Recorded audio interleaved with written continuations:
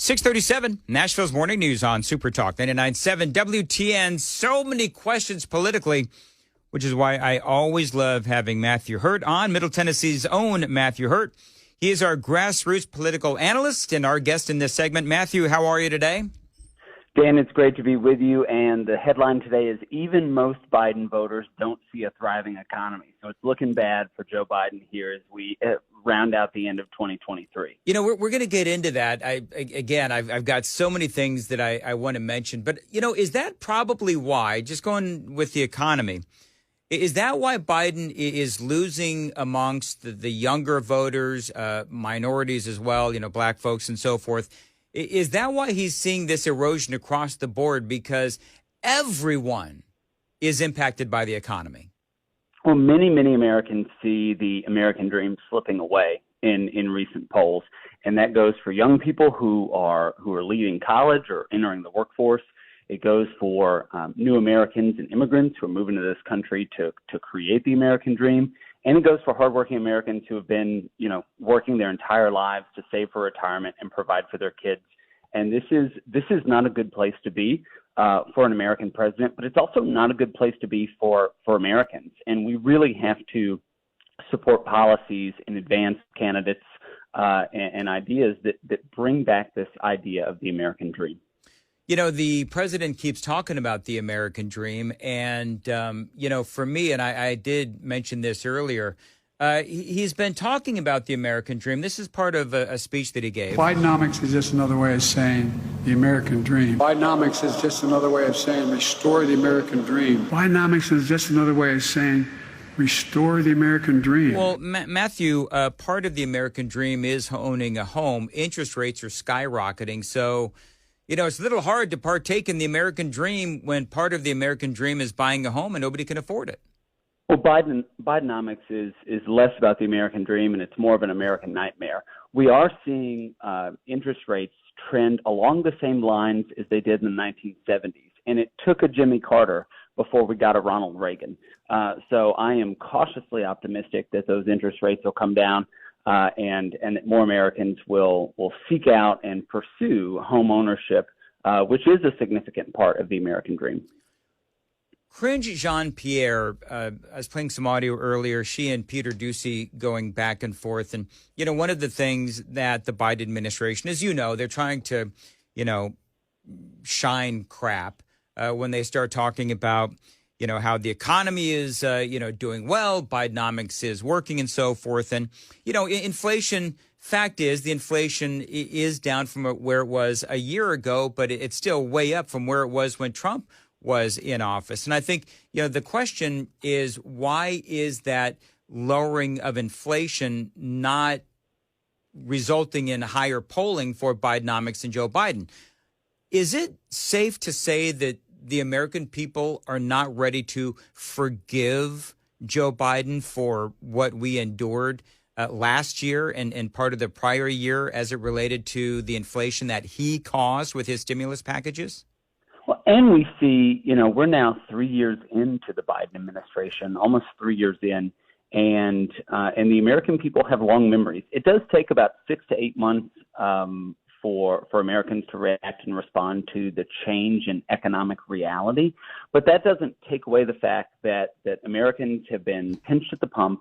We are owning homes at a lower rate, that interest rates are still high, that the cost of living is still high. Thanksgiving costs more. And all of these factors, it's going to take quite a while. And as we see our retirement accounts diminish or the realities abroad and at home, this concept of American greatness diminishing, that is going to play into the psyche of the American voter.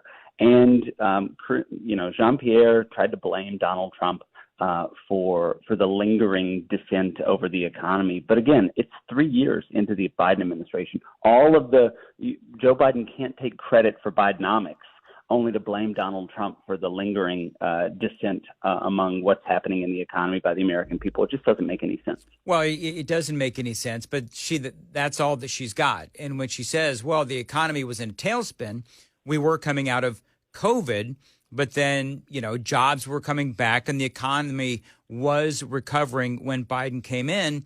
and then he started his spending policies, and you had all of the stimulus packages that he did, all of the spending that directly led to inflation because of all of that money that was infused into the economy artificially. But that's a pretty deep conversation. I don't want to do that right now. But part of the conversation that I think that Republicans should be having today is, why exactly is it that Chris Christie and Mitt Romney, the media is giving them an awful lot of attention? Is it basically because of their anti-Trump message? Romney's out there now, bashing not only Trump, but also Vivek Ramaswamy. Is it all because they are clearly part of the establishment and they are going to get that national media attention because they're speaking, Trump and Ramaswamy are speaking truth to power, and that power is the media and the Republican establishment? The media loves to tell the story. They love to boost people like Adam Kinzinger and Liz Cheney and Mitt Romney and Chris Christie. The last time vintage Chris Christie was his first 6 months in office as governor, 13 years ago. Chris Christie has not been a bill of goods that Republican voters want since. And but it's a fascination by the Beltway media, and I'm here in the middle of it. That they want to cover this storyline, and there are no shortage of sellout Republicans and squishes who will say whatever they need to say to remain relevant and in the news. And we've seen it with those four Republicans I mentioned in particular, but with many who are clamoring for the spotlight and clamoring to be invited to the cocktail receptions and Christmas parties that happen for the next month or so here.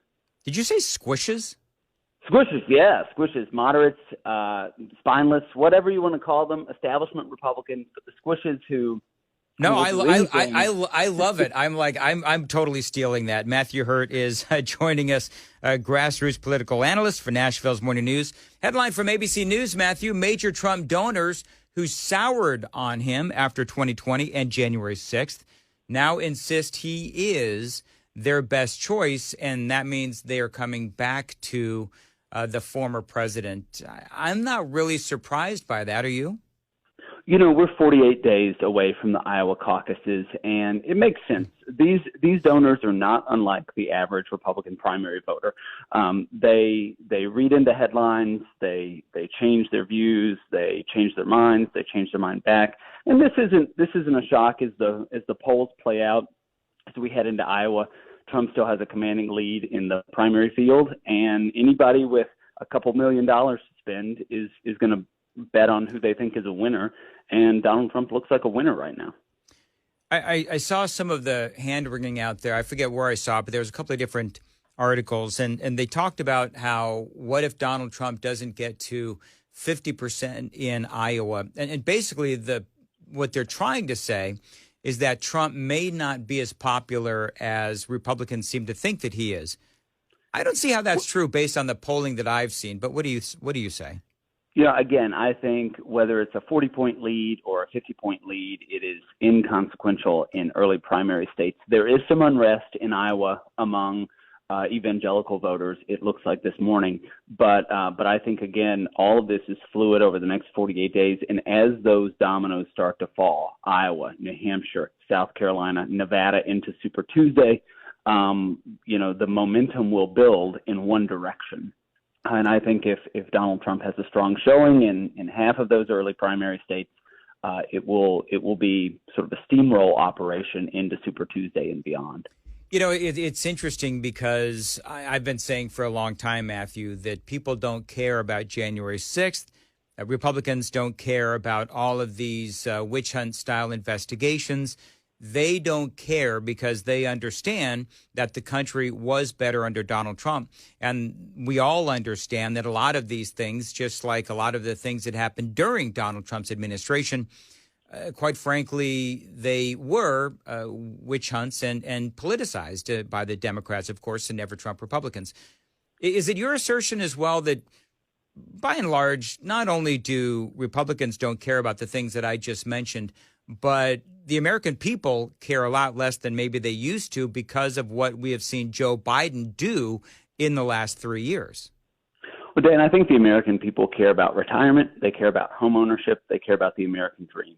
And to the extent that every element of the government infrastructure in D.C. was stacked against Donald Trump for the entirety of his administration, it becomes too dizzying for most people to sort through what is a witch hunt, what isn't a witch hunt, because most people are working hard, providing for their family, and saving for retirement. We don't have time to focus on a lot of what's going on in Washington. That's why we trust our elected officials to go there and do things on our behalf. And when it becomes so chaotic like it was in the Trump administration because of the infrastructure stacked against him, the American people just ignore it and see what's happening in their own lives. Can I save for retirement? Can I pay the house off? Can I provide for my family and my kids? And when the answer is no, the person in the White House is going to get the blame for it. And the economy was better under Donald Trump, and the American people realized it than it is right now under Joe Biden. So gotta ask, you have a take on this whole November 30th? You're going to have Ron DeSantis and Gavin Newsom in a debate moderated by Sean Hannity. I'm not sure where you stand on this, Matthew, but I'm terrified of Gavin Newsom because I think that he is very good at narrative control. He is very good at being able to, even though I disagree with him on everything that he says, I think he's very good at being able to make his points. What do you think about that whole thing?